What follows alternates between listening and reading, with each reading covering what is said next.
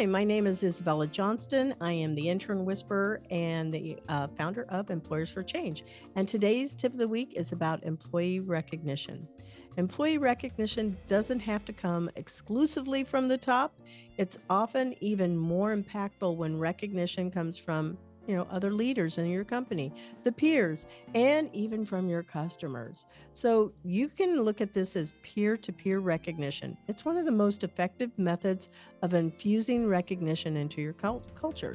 So peer-to-peer will also dramatically reduce the amount of managerial overhead required to make sure everyone else is being recognized for the work they do. And what does that mean? It means that your fellow coworkers are saying, you know what?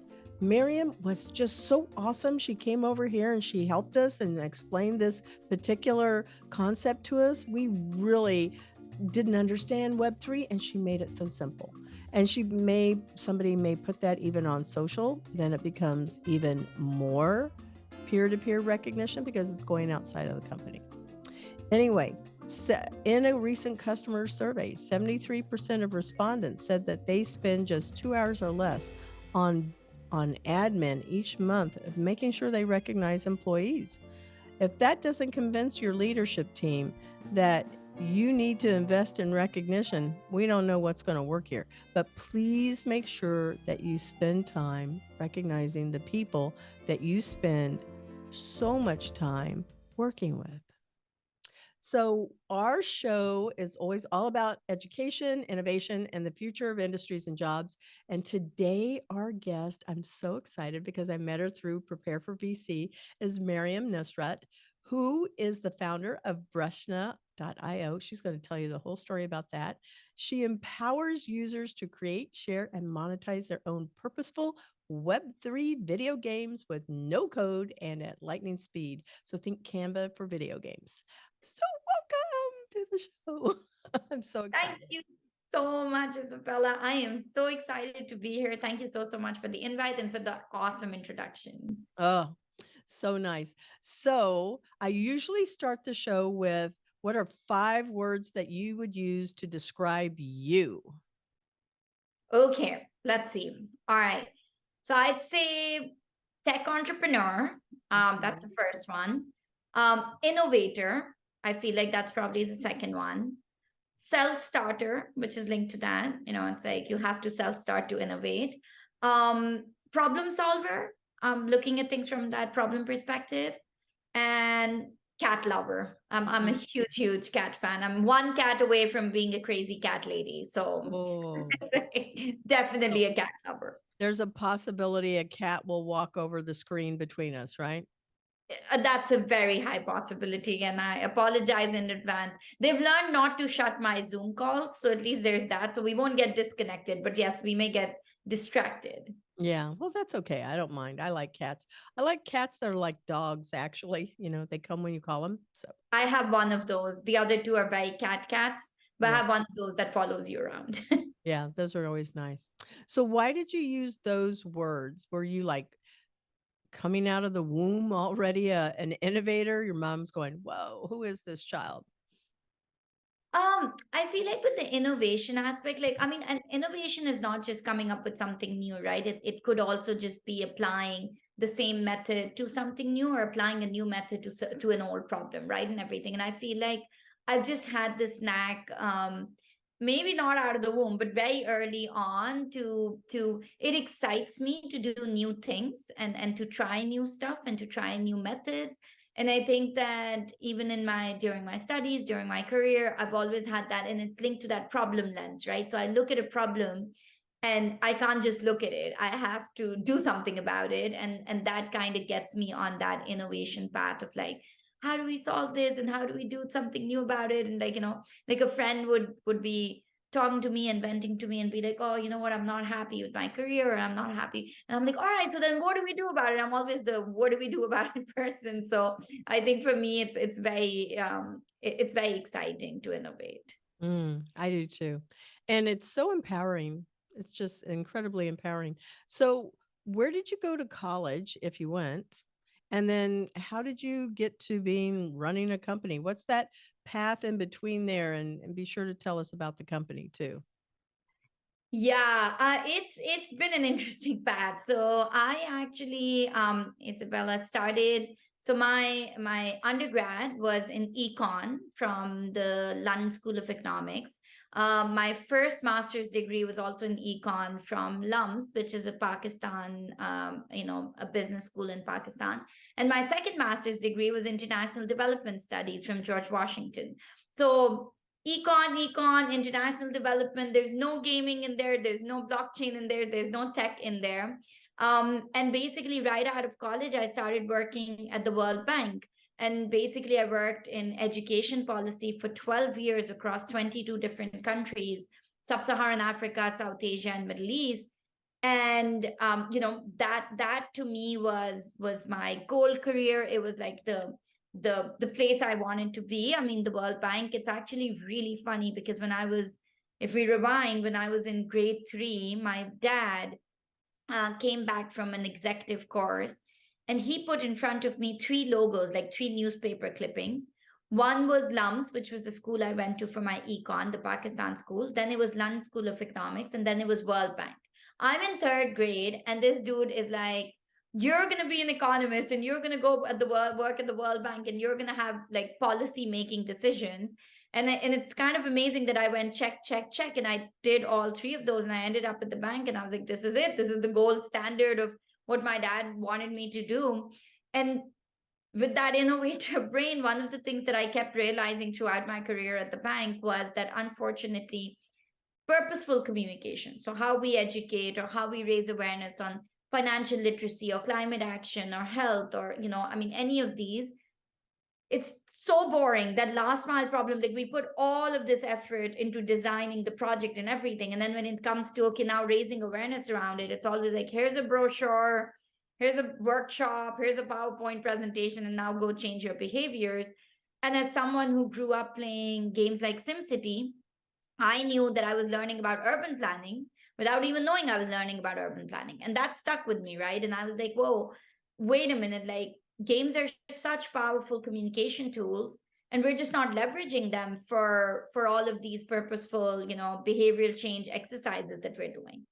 So 8 years ago, I started looking into video games, serious gaming, it's called, which is Right. kind of an oxymoron because it's like serious and gaming, because gaming is fun. But either ways, serious games or purposeful games, I started looking into those. And one of the things I realized was that games are very expensive to create. Yeah. Like it takes $500,000 to make, like, even a simple mobile game or something. And that was when it dawned upon me that it's not that people don't want to leverage video games for marketing or training or education or social impact. It's that these games are very expensive to create. So I put together a team. I come from Pakistan originally. So I'm like, okay, you know what? We have high quality talent, but it's capital efficient. So I put together a team of developers and we brought down the cost of game development. And we started a gaming studio. And it was a not for profit, and it was Gaming Revolution for Inspiring Development. And we said, you know what? That's great, and we're going to make mobile games for positive change. So we made mobile games on menstrual health, financial literacy, climate action, COVID-19 awareness, animal welfare. And these were games in all sorts of languages, compatible with $20 smartphones, made for a global audience. And we were like, you know what? We're just going to be the gaming studio. And that was all amazing. And we were like getting all this traction.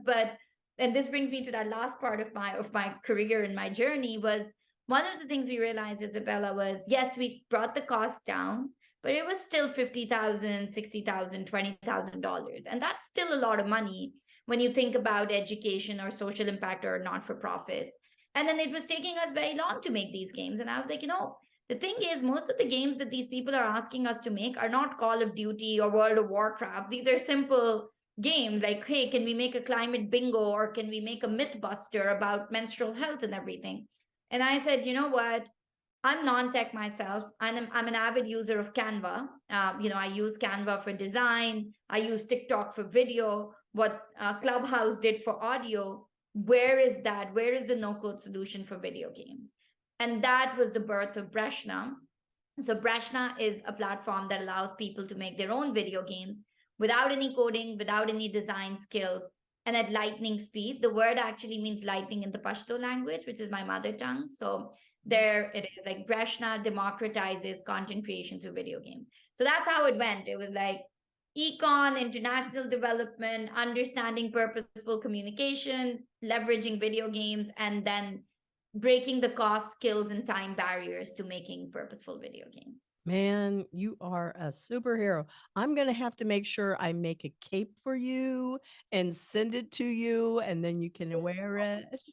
You're so sweet. You're awesome. No, I'm thank going to you. figure it out. What's your favorite color? It must be purple. I Yeah. mean, yeah, Yeah. Yeah. that part. Logo's purple. Everything's purple. That wall's Everything's purple. Yeah. purple. Yeah. Yeah, it's all about that.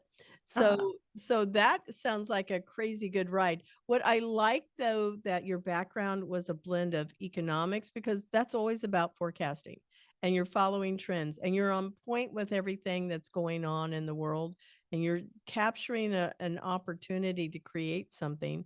And I remember when you and I were in first in the Prepare for VC program, I said, so it's like it's like Canva or it's going to be like Powtoons. That's what it is. And you said yes, exactly. And I went, oh, okay, I understand that. And that's so easy to use. Absolutely. Exactly. Because I think communication, like everyone's hungry for new ways to communicate and engage their audience. And it's simply like, why should there be a skills barrier when, anyone can make a website, anyone can make a video, anyone can make like, design. It should be the same thing for video games. Hmm. Hmm. So you created a game for the Prepare for VC. I know we're going a little bit off track here, but Prepare for VC group, and we have that game, and it is going to be on the launch of the new site that is coming out pretty soon. So your product is going to be out there, and it's going to be so much fun. I love that. I just love, love, love that because I think I love the Prepare for VC community. I love what you are doing. And I think like just all of that coming together, it's just been so awesome. And again, it's about allowing people to engage their audience in a fun way without, without having to spend $50,000 on a simple video game. So that's the whole plan. Yeah. And it's something that children can actually be able to build. I think I saw that you also went to the Arizona State and GSV conference. Did you place? I didn't look that one up, but did you place? Did So you we win an were in award? the elite 200, the edtech startups, right? So it's very interesting, Isabella. If you look at it, when we launched Prashna, it was a little bit like throwing spaghetti at the wall, right? So I mean, our MVP was like, all right, don't know who's gonna use it, but here we go. And this is the whole build in public mentality, which is so different from the build in stealth that we had seen in tech for years and years, right? So it was like, okay, here it is. It's a product we're very scared of. It might break. We have no idea, and everything. And the LinkedIn founder says if you are not embarrassed of the first product you launch, you actually launch too late. So Yep. we were definitely very, very cautious, and we gave like 7 disclaimers of it's an MVP and it might break and blah blah blah blah blah blah. But one of the things we saw through that was when we launched it, we saw two groups that just like latched onto this. One was this whole edtech community, teachers, parents, and students, right? So we have teachers from South Africa making a simple math game where they're like, let me catch all the even numbers and dodge all the odd numbers. And they're like turning their quizzes into video games, they're turning homework into video games and class and assignments. But on the other hand, you have content creators, you have this generation of 16 to 25-year-olds that are basically, they communicate on TikTok, and they were the ones making Trevor Noah and makeup and Halloween video games, and they were just all over the place, being like, here's a video game for a prom proposal, and here's a video game for a birthday, and here's a video game for an NBA trivia, because this is the generation of content creators. So actually, for ASU GSV, we went wearing our edtech hat. But like, overall, Brashna, we've been to several conferences because it does cut across no code, content creation, gaming, and now also blockchain. Hmm. So I wear several different hats depending on which audience we're talking to. Yeah, I know you are. So I put in the chat, I want you to make sure you grab that link. And just so our listeners and viewers know, people watch our show on YouTube, our YouTube channel, but they listen to the show globally around the world. And one of the upcoming conferences here in Orlando that I think that you should consider coming to, it's called ITSEC, and it's IITSEC, and that stands for, I'm making sure I get everything correct here, Interservice Industry Training, Simulation, and Education. Now they have a whole game division, and this is the biggest thing in the world that is built around simulated games and serious games, like you were mentioning. There is also a conference that they're one of my customers too, the Serious Game Conference. And just so our listeners know, serious games means games that you can learn from. So think Duolingo, but it's fun. So yeah, you totally get that. So anyway, you should apply for next year, the 2023, because I'm one of the game judges. I've been judging games here for a little while. And the games that I have been fortunate enough to judge for this is my third year, they've all won first place. Like, I'm so lucky. So I really think that you should go and put it there. They have a group called First, and they are a nonprofit also that builds robots, kids K through 12, and then they have college age, and they're all there building robots. So there's this whole education sector that you could fit in easily. You could present a white paper, and you can also there's just so many opportunities, and you can partner with the industries that are there are defense, military, education, healthcare, and we're now seeing more of the sports industry coming in. So I think you should come to it next year, like put it on your radar. I would love to. Thank you so much for sharing that, Isabella. And it sounds super, super relevant. So I really appreciate that. Thank you. Are you in the United States right now? Yeah. I'm in DC. I'm in Washington, DC. Okay. So if you decide you want to come to it, it's just right around the corner. I usually volunteer at it, or I get a media pass. And so when I get a press pass, I go and I interview people on the floor, and then I just share, like, this is what's Ooh, going on in the future of AR, VR, simulation, games, all of this. that sounds so exciting. And good for you. That sounds really awesome. It sounds like you're right in the belly of the beast. So that's Yeah. really amazing. Well, I I'd think that love you and to. I have the same kind of interest, quite frankly. Yeah, yeah, I do think so. I mean, the more and more I've talked to you, there's a lot of overlap, and I guess that's why we're friends. I think so too. Yeah. Anyway, so our listeners know that definitely you should check out the upcoming ITSEC 2022 conference. It's over in Orange County Convention Center. And it will be, when they listen to it, it will already have been over, but they can plan for 2023. And you can meet Mariam Very, at that one because she'll be there, I'm pretty sure. there you go. That's awesome. Very cool. Yeah. And they also, if you enter into the game, you win money. There's money you can win. That's always a good incentive. Yeah. Yes, ma'am, it is. For Yeah. sure. Yeah. So anyway, going back to it, you told us about, your company for sure, but how many people do you have? And tell us what that journey's been like, because you've raised money and that is hard work. Yes. So I lead a team of 25 developers and designers. These are people that I've been working with. Like, when I started my gaming studio, everyone was like kind of freelancing it, moonshining, side gigging, all of those things. Like, we were basically just like hustling, and we were like, hey, we got a project. Do you want to work with us and everything? And that gave me an opportunity over the 8 years to work with some very talented, very high quality developers and designers from Pakistan. So when we started Brashna, I already had like a Rolodex of all of these amazing developers and designers that I had an amazing relationship with. And my brother, who's my COO, manages them in Pakistan in person. So it's not that crowdsourced model. Like when they're like, there's no electricity, I'm like, yeah, actually, there is electricity. I mean, we're good and everything. So it's really interesting. I've worked with these people for many, many years, and it's just, they're the fuel behind all the momentum I have. I'm non-tech myself, so all the credit for the product goes to them. And yes, we have raised. So we started building Breshna in March of 2021. We got our first check in April of 2021 through an accelerator program, actually, which, partners with the VC, where the VC writes a check and you go through that accelerator program. And since then, we just kept building and raising and building and raising. And we did this thing on Twitter that's called stacked safes.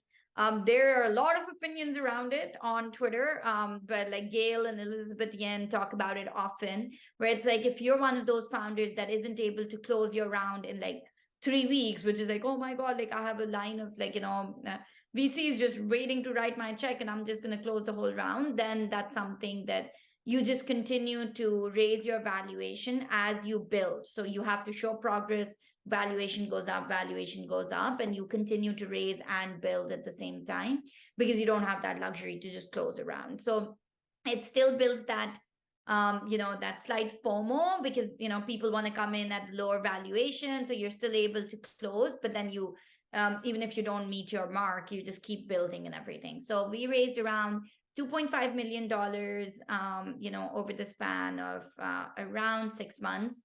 And yeah, we have some really exciting investors in our cap table. They're split between Web3 and Web2, but it's led by Blockchain Founders Fund and 11 Tribes. And then we have people like Paris Hilton, and 11 basically Table Management, which is Bill Ackman's family office. So just a bunch of really cool investors on the cap table that we're excited to build alongside.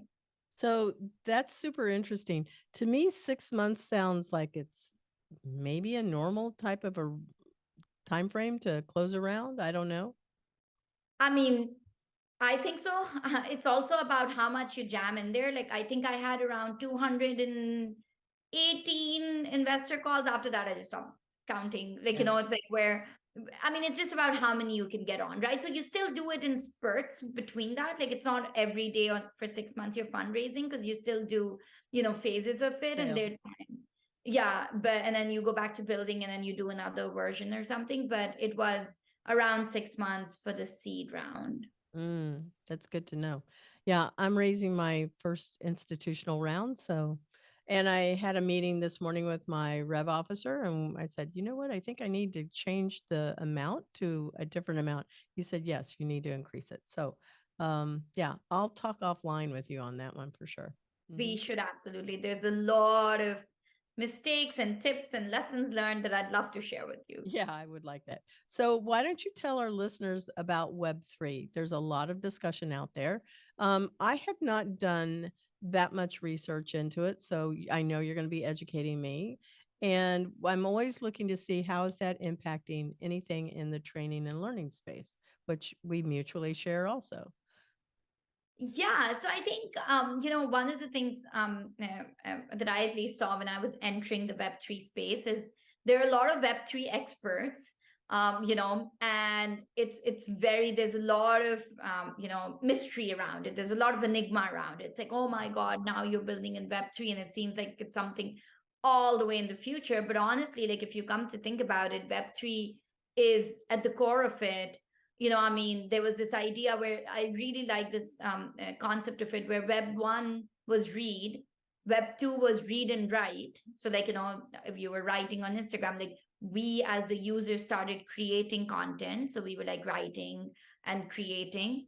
And Web 3 is about read, write, and own, right? So, that decentralized ownership. So, right now on Facebook, if you create content that belongs to Facebook because it lives on the Facebook platform. If Facebook shuts down, boom, that's it. Like, all your stuff goes with that. And with video games is really relevant. So like World of Warcraft or Call of Duty, if you buy skins or like weapons or something within that video game, that lives in the server of that game, right? And everything. It doesn't live on the blockchain. In Web3, you end up having ownership of those assets, even if one day World of Warcraft disappeared, your assets, because they live on the blockchain, those NFTs continue to have a value outside of the ecosystem.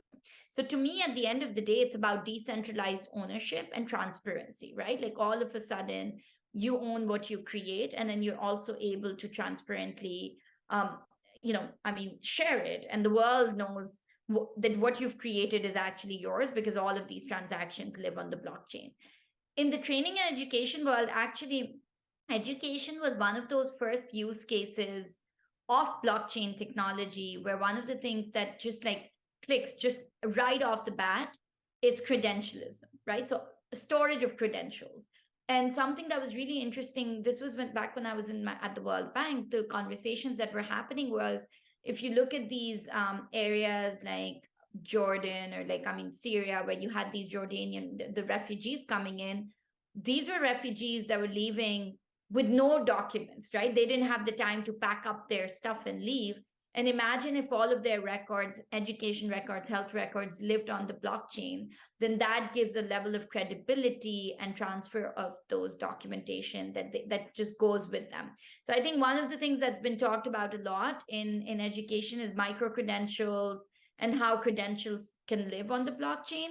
But what's really exciting to me is this idea of I think educators and training content creators, when we talk about it, we talk about it as if it's some new concept. But if you look at it, teachers have been content creators for decades. They've Hmm. been creating so much content and they've been putting it out there. They've never made money on it. I mean, they've rarely made money on it. And, it's like they haven't owned it often and everything. And I think that with Web3 is changing, where you now see teachers saying, here is what I've built, here I've put it on the blockchain, I've minted it, it's mine, and I will make money off of it, right? So I think that is a huge opportunity. And that's kind of with Prashna, what we're leveraging is, if there's a teacher that makes a math game, boom, like if that game blows up, go monetize it, go own it and monetize it. So I think it's that removing that middleman of, hey, the publisher or the Yeah, I don't have to platform. go to Unity, or I don't have to go to Steam or No, wherever and you just go build boom. it there. No, it's like it's It's on mine. my own Open. personal website Yeah, page. exactly. Wherever it is, like, you get to own it and you get to monetize it and you get to attract your audience for it. So I think content creation and training is going to be a big one. Micro credentials, obviously, and then also just the metaverse, right? Like, I mean, how will training transform, and how will we do it in a much immersive way, in a much more fun way, and in a much more engaging way? It's like we're seeing so much come out. Like Facebook is doing the Meta Quest now, immersive is actually, I know the founder, it's a really cool startup that's doing workplaces and with VR and AR and everything. So I think a lot of cool stuff is happening, and training and education will look very different over the next couple of decades. Yeah, I totally agree with you. I think that going to school on a campus is going to be something that's for those people that truly want to have more of a socialized experience. Um, so it's socialization for sure, but it would also be something that would be more of a, I'm going to say, a status thing too. It becomes more very elite to be able to do that. I could not agree with that more, Isabella, because I actually did my bachelor's degree as an external student. So it was a distance learning program from London School of Economics. So I had fellow students that were at the London School of Economics LSE campus in London. And then I was in Pakistan doing the exact same, going to the exact same exams, studying the exact same thing, but I did not have that experience because could not afford to be Mhm. on campus to pay that fees and everything. And apart from it being way harder, because then you're just self-studying your way through it, and competing with people that have the resources of the professors and everything, it's also something where you don't get that social interaction. So I think distance learning, now, I mean, in today's world, it would look very different, because I could probably tune into the classes, I could zoom into them, I could talk to my professors and in their metaverse office or something. So it will look very different. But I agree with you, it might just be, if you're there in person, it might be something that's a status thing. Yeah, yeah.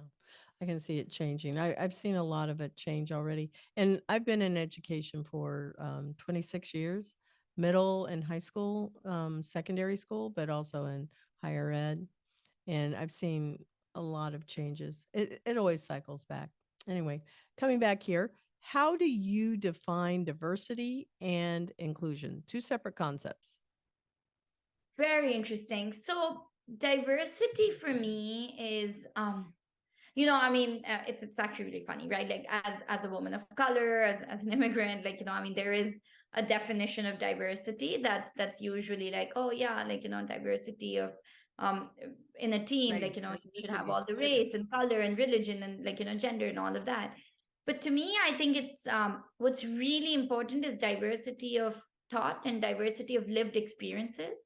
Because I think a lot of times, like even if I look at myself, this whole idea of woman of color, right? So it's like it was really interesting because um when I started off grid, right, like a year into it, we actually got this amazing opportunity to go to the Clinton Foundation, CGIU, the Clinton Global Initiative University, and we applied with like our ideas and everything. And a year later, they picked, like, out of 700 projects, they picked 5 students that present on stage with President Clinton. So it was like a big deal for me. I was like super excited. It was my, like, literally, I think I'd only been in the US for a year and a half. I was still in doing my second master's degree, and I went and I shared the stage with President Clinton, and I, like, presented my grid, which was the not-for-profit at that time. It was like such a baby, and I presented it, and I mean, and there was a lot of media hype around it, right? So it's like there was this picture and everything. And I still remember there was this one journalist who reached out with a draft article for what they wanted. And it said, like, suppressed Pakistani woman, breaks away from the cultural restraints and shares stage with President Clinton. And and the whole article was about, like, her father suppressed her and her brothers. These are opportunities she could have never had in Pakistan and everything. And I got on the call with the dude, and I was like, my dad in third grade was telling me that I'm going to go work at the World Bank. I mean, he has literally been my biggest supporter and everything. It's like, I mean, it is absolutely like this idea of a brown Pakistani Muslim woman. Every brown Pakistani Muslim woman looks different, right? So just like, I mean, this token idea of diversity, I think that's not very appealing to me. What's appealing to me is diversity of thought and lived experiences, because everyone has a different lived experience, and that's what brings a lot of perspective to it. So for me, that's kind of how I define diversity. And inclusion is very interesting to me. It's about allowing anyone to play in the arena. So even if you look at gaming, right? Gaming is a very interesting, like, I mean, it's a very male dominated, industry and everything. And often I find myself with this whole imposter syndrome of, like, man, do I belong? I don't spend 7 hours playing Call of Duty. I don't, like, stream on Twitch. Like, I am not part of these esports skills. Do I really belong in gaming? Like, I'm more of a casual gamer. I am focusing on the 36-year-old woman who wants to play Candy Crush on the metro. Like, do I belong? And then I always remind myself that belonging does not mean I have to fit in with one group. Belonging means I'm in the arena, right? Like, as long as I'm playing the game, I'll win in whatever way I define it. And I think that's inclusiveness. It's allowing people to enter the arena, not necessarily being like, come be a part of our little group. Like, it's just like, I mean, and then they will bring diversity of lived experiences, and then all of a sudden, before you know it, you have an inclusive space. I think that's beautiful. I really like, well, first off, I want to go back a step and just tell you. So you explained Web3 in a way that I went, oh, it's so easy to understand. You broke it down in simple terms, and that's great. Thank you so much. Secondly, when you're talking about the definition of inclusion, I've I've had to see that also for myself in a different way. I moved into an area of town here in it's Winter Park, and it's the 32789. It's the Rodeo Drive of Winter Park, area. And as I was walking through that neighborhood, I went, man, I feel like I don't even belong. And I went, wait a minute, what am I doing? I do belong. I decide if I belong. So I'm on the same page with you on that. We all decide if we are supposed to be here or not. And if we say that we're not, then we're the ones that are hurting ourselves. Nobody's hurting us. Exactly. And in every space, especially, and this is especially true. I mean, it's kind of funny that, like, both questions followed each other. Web3 is so new that the walls haven't gone up yet, right? There's the gatekeeping isn't really happening. So Web3 is a place where there's a seat for everyone in Web3, whether you're non-tech, you're tech, you're an artist, you're a teacher, you're a doctor, whoever you are, there's a seat. And I think that it's like you said, you decide whether you belong or not. Yeah, so cool, so cool. So what is the hardest lesson that you've had to learn? And to me, entrepreneurial life is the hardest thing because we choose it. We choose to torture ourselves. It's very accurate. We do choose to torture ourselves because it was like, because I mean, again, like I had an amazing career. I had like, I mean, the World Bank was never a job, it was a career, right? Like, I mean, it takes care of you, you do it for the rest of your life, you retire, you have a good pension, and then boom, like, you know, cushy life. You fly business class, you travel the world. It's like, I mean, things are good. But yes, you choose to torture yourself. I think you know, I mean, entrepreneurship is hard, and I think, like, you know, it's they say it's like that, pushing that boulder up a mountain, and in the beginning it's just you, and the boulder is big, and then all of a sudden more people gather around you, and the boulder becomes to big, get a little bit smaller, and you keep pushing it, and then you reach this point where then after that the boulder is moving ahead of you when you're going downhill, and you're the one chasing it, and they all often say that's product market fit, that it's moving so fast that there's so much demand that you have to catch up to it. So yes, it is hard pushing that boulder, but my hardest lesson probably was, you know, learning how to say no, um, before I wanted to say yes. You know, I think with entrepreneurship, especially in your initial days, when you know you're going to take every advisors. There's a lot of advisors out there. You know, there's a lot of people that want to write checks on not very friendly term sheets, and I almost fell to a few of those conversations, because when you don't have the benchmarks, I didn't come out of an Ivy League. I never went to business school. I did not know what term sheets look like. And I got a couple of term sheets where I was like, oh, this is so exciting. That's $1 million. But $1 million for 50% of my company, that is extractive, right? And it's just Extortion. very, it's extortion. Exactly. It's that is the sharks that you want to avoid. And I am so lucky. And this is where, you know, Prepare for VC and just the Twitter community is, I would just DM people and be like, hey, what do you think of this? And they were like, whoa, no, walk away, like abort mission and everything. And I think that um that was, I almost said yes. And very quickly I had to learn the lesson of learning how to say no. Even when, you know, I mean, it's so validating to know that someone's willing to put $1 million in your business, but at what cost? You know, Yeah. that's the question you want to. This is not free money. This is not a donation. If Mm-mm. anything, you're doing them a favor, because guess what? You're going to work very, very Yeah. hard We're doing to the work. multiply their money, you know, and give them returns of like 20, 40, 100 time returns. And all of that hard work will be you. So you are giving them the opportunity and the honor to put their money into your business so that you can work hard. I love how you said that because I know when I go into my meetings, I've met with somebody who said, "Yeah, I'll write a check for 40,000 for 30%." I said, "No, no, what? No. No, why?" And so many times I've had a couple people where I talk about equity, even within, my own people. And I said, so I'm going to leave it. So it's just me. When the money comes in, then you're going to be getting your shares, and that's how it's going to go down. But I was told, and I don't care if I'm sharing it on the air, put aside 30% for investor funding, put 10% aside for your employees, and then you leave that 60% over there with you and you protect it. It is like, Absolutely. And that's what, and the thing is, Isabella, it's not just because you want to be greedy, but oh, that's what's going to make you fundable at Series A. Because if you've already diluted before you get to Series A, no one's going to touch you, because by the time you get to exit, you would have diluted down to like 5% and you're not going to work hard enough, right? So, founder exposure is this idea of having enough equity with the founders that they remain incentivized to continue working at Series A, B, C, D. There's a lot more funding rounds coming up. And if you've diluted all your money between these early stage angels and VCs and advisors, then kudos to you, because that's the only money you're going to get in the door. So then might as well sell it yeah. before you get to Series A. So I think I completely agree. And there's so much bad advice out there. I think that's one of the things. A lot of underrepresented founders are underfunded and over mentored. You know, and there's a lot of bad advice out there. So also, again, learn how to say no.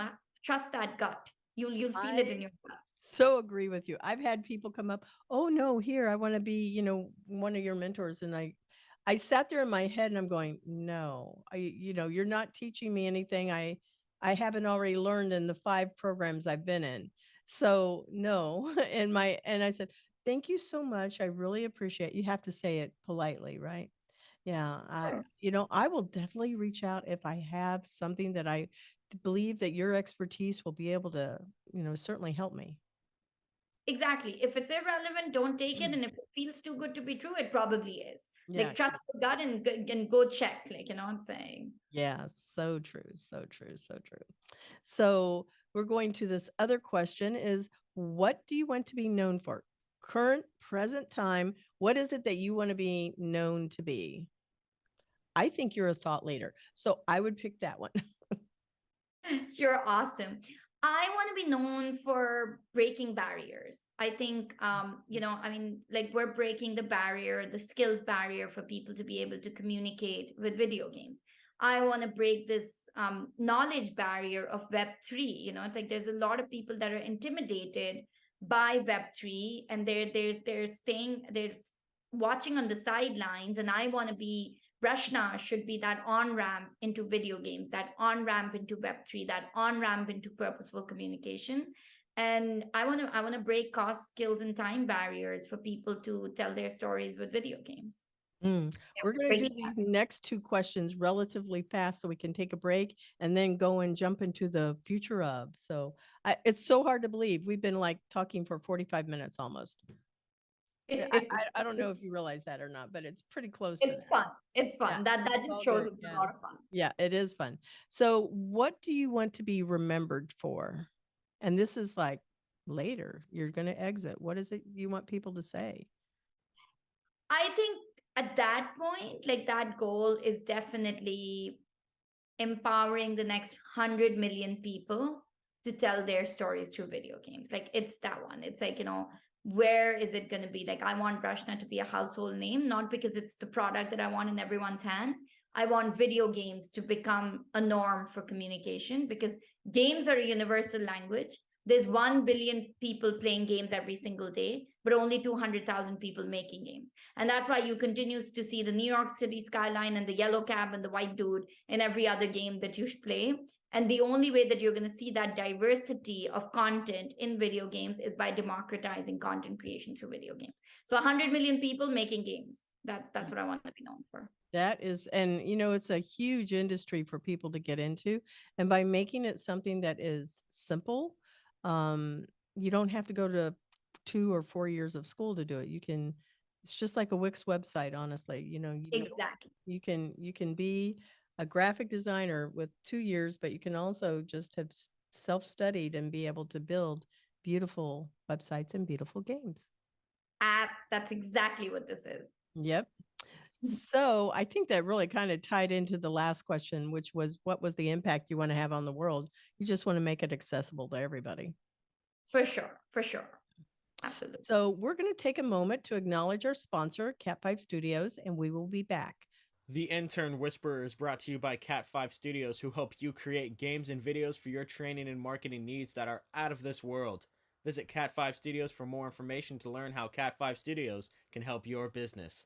Thank you, Cat5 Studios.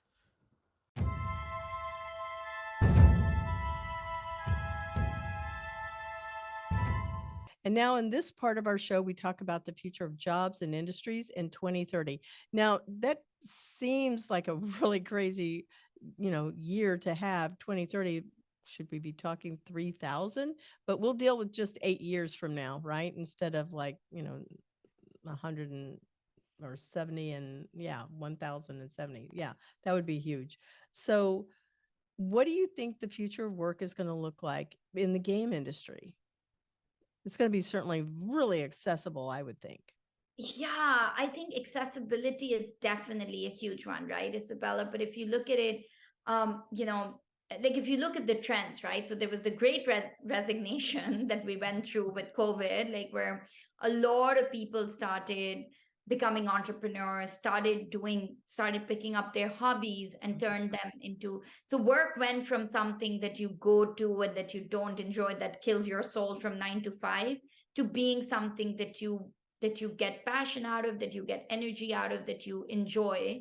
And I think that if this trend continues, I mean, we've seen a lot of like the credentials don't matter anymore, the degrees don't matter anymore. Web3 has created jobs, community, like I mean, community moderator, community manager, community mobilizer, community, it's like, I mean, there's just so many new jobs that are coming up that actually uh, I mean, I don't even know what course you would do in school to become a community manager, right? And I mean, I guess a comms I course think or it's something. hospitality, honestly.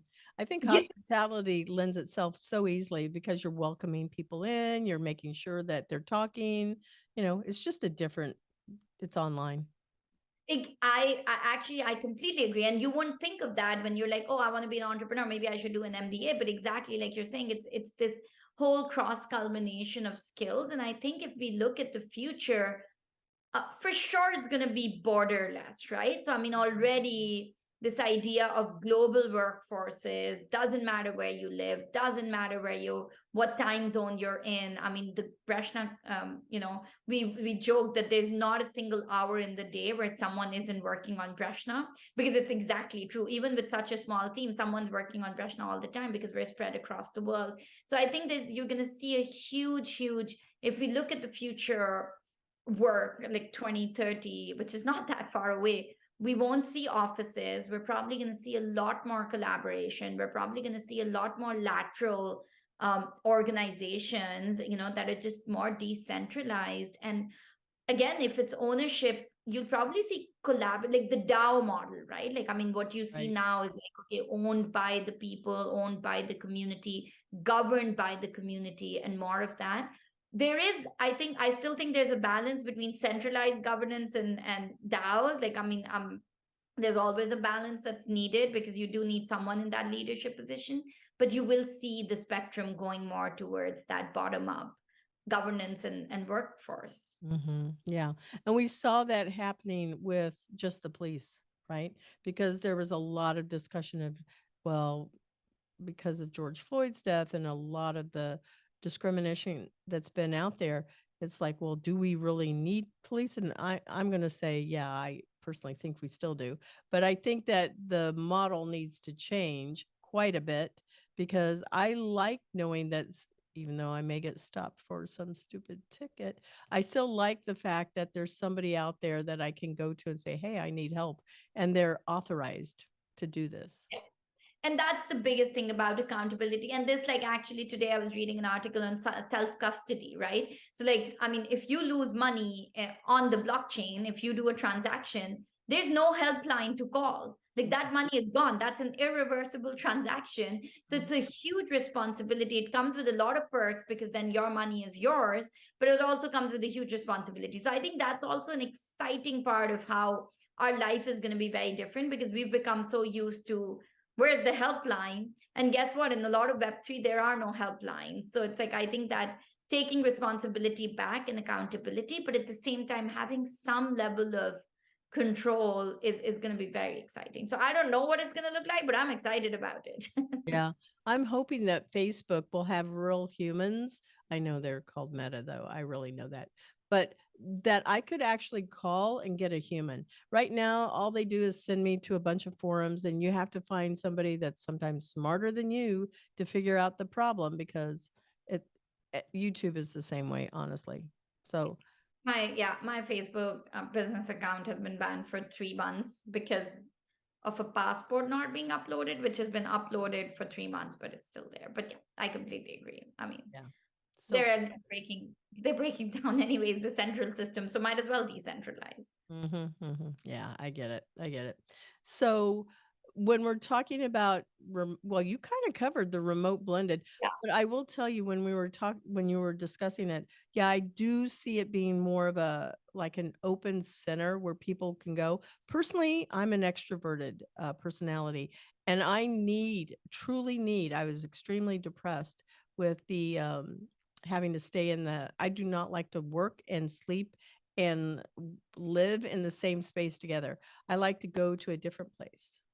And I also like being around people. I may work in an office, but I like the ability to come out and be around other humans. So for me, I like an office, but more co working or more shared space, things like that. Exactly. And it's again, it's hubs for that thought leadership, right? Like, I mean, it doesn't have to be someone who's your boss or your colleague, but it could be someone you're collaborating with. Like maybe you and I are sharing an office one day. Like, what do That I would know? be so cool. That would be really cool. And I do like DC. Yeah. There you go. That's an invite. Yeah. And then you can always come down and visit in Orlando, Florida. And that's also an invite I'd happily take. It's one of my favorite places. Very cool. So one of the things I'm wondering about in DC is robots. Have you seen them around anywhere? And I don't mean the ones that are just, cleaning the floor in Walmart. Here in Orlando, we actually have robots in restaurants that go and deliver food. Very cool. I have not seen it in DC, but what was really interesting was I went to Saudi for the first time for a tech conference, and I was like, I mean, really didn't expect the level of innovation that I saw, and it was so interesting because at the airport, they received all the speakers, they took them to a lounge, and then you had this robot going around with like literally trays and trays of like pastries and like I mean Middle Eastern dessert and like little tea cups, and it was like it was going around, and then you would like take that, or then you would plug in your order and everything, and then it was the same thing that like another robot came and it took your boarding passes, you scanned it, and it like sent it to the baggage claim, so you didn't have to go to the baggage claim, and it actually just brought our bags. So I was like, whoa, this is the future. So yeah, it was very exciting to watch. I mean, have my bags fetched God. and get coffee through a robot. Like I'm down with that. Yeah, I can see a lot of really good stuff here in Orlando. We have autonomous driving vehicles and some select little pocket communities where they've been testing them, and also little mini buses, so to speak. So we have a lot of things that are going on that people don't realize is they just Yeah. think of us as a place for Disney World and Universal, and we're so much more than that. I am one of those people, unfortunately. I was Yeah. like, oh yeah, Disney, right? I know. We have NASA here. We have that ITSEC conference that's been going on for years here.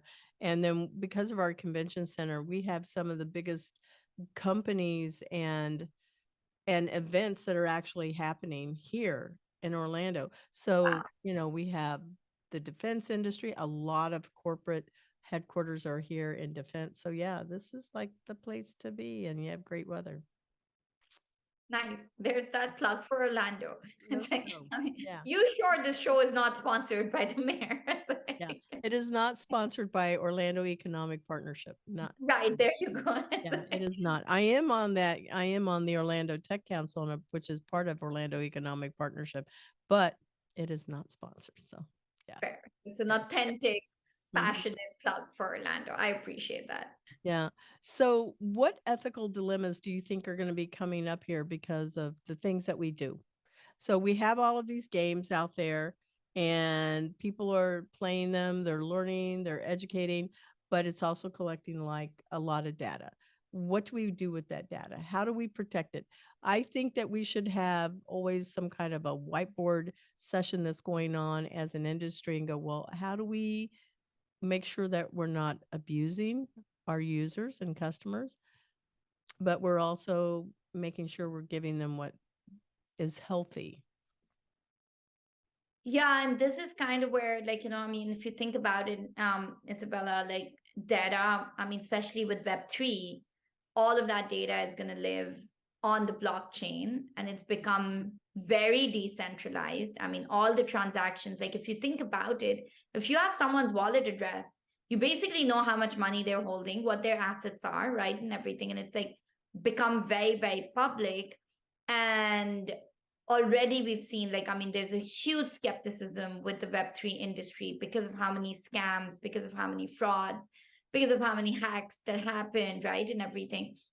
And so I completely agree. Like whether it's, if you look at, especially like you were saying, if you look at Brashna has content creation. So there's a huge responsibility where we're now transferring it to our user of saying, hey, create content that's meaningful, create content that's entertaining, but please do not create content that's harmful, right? And Right. we can put in as many bad word libraries and, picture sensors and images and all of that we want, but at the end of the day, when content gets created at large scale, Roblox is having this problem where, rooms are being created that are highly inappropriate, that, kids are being exposed to. So there's a huge thing. As soon as you go to user generated content, there's a huge ethical line of like, how do you moderate content without having so many guardrails that you dictate it, right? So that's the whole content creation bit. Then there's, like you said, data privacy and also storage, and also who owns data, right? Mhm. So as we move from web 2 to web 3, central exchanges don't own data. It's not living in one centralized world. It's on the blockchain, it's out there, it's public. But then how do you use that data in a way that's meaningful, and how do you leverage it? And I think that's probably where communities are forming. But if you see a lot of communities on web 3, very few of them are involved with meaningful governance, right? Like, I mean, decision making is still very centralized, even in Mhm. these communities that are apparently decentralized, right? And everything. They'll come back and they'll be like, oh, like, when do you want the mint date to be? Or like, when do you want, what color of this logo should we make? And that's all good. You can get voting on that, but really meaningful decisions are still pretty much centralized. And there is a huge opportunity there. And then there's just VR and AR, like, as we enter this world where like a lot of our real life is going to collide, how do we protect people? How do we protect the vulnerable? How do we protect, from all of the vices that we had in the real life, that we had finely generated systems for? Now we have to transfer all of that into the virtual world. And I don't know what that's going to look like, but I think there's going to be a lot of that. So I completely agree with you. Like, having that check of being like, as an industry, let's get together before this gets too out of hand. Let's be Right. proactive about it. I Yeah. think that's it. I sit And there and do you think about like the Facebook story, right? When the movie came out, I don't know how much of it was actually true or not, but I sat there and I could see it was like snowballing. And nowhere is anybody maybe really thinking like, well, if we do this, could this happen? And those are the questions I want to see that we as the people that are the innovators, the creators, the thought leaders that are creating things to make things easier, to make life easier, save money, whatever, and time. We need to be going, okay, so if we do this, what about this? yeah, and it's a hard one, right? Because it's so fast paced, and you get swept away in this tide of innovation. And I think the last one is AI, right? As well, like, I mean, we all know there's so much conversation around AI and who the content belongs to, and how do you use it. And then, I mean, obviously jobs, what's that going to do for jobs and everything? I've been generating art on AI and like blog posts and Twitter posts, and I just absolutely enjoy it and love it. But I can also see, like you said, where is it going to stop, and what do we do about it, and what is this going to lead to? Mhm. So yeah, important conversations to have. So we Um, could be those people that start that type of a movement.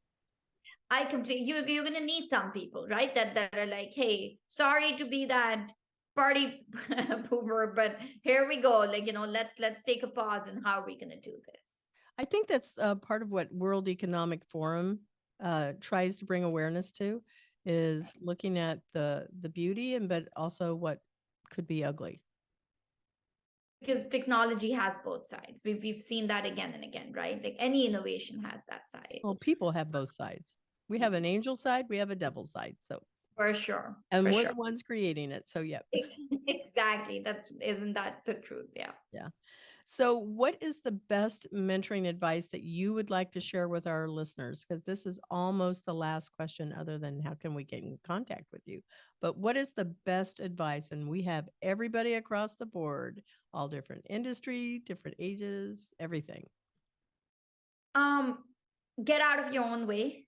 I think for me, it's like, don't self-doubt, imposter syndrome, whatever you want to call it, are all excuses to not do what you want to do. I've heard so much of like, well, I didn't go to school for this, or well, I don't know how, or like, well, I don't belong, or like, I don't have the time for this or something. We have so many of those those things we tell ourselves to protect ourselves, because we're scared of failing, and we're scared that we're going to go down a road that's going to lead to rejection and disappointment, and we protect ourselves. And it's well meaning, and even some others protect us because they're like, oh, I want to protect you, like don't try this because it might not work.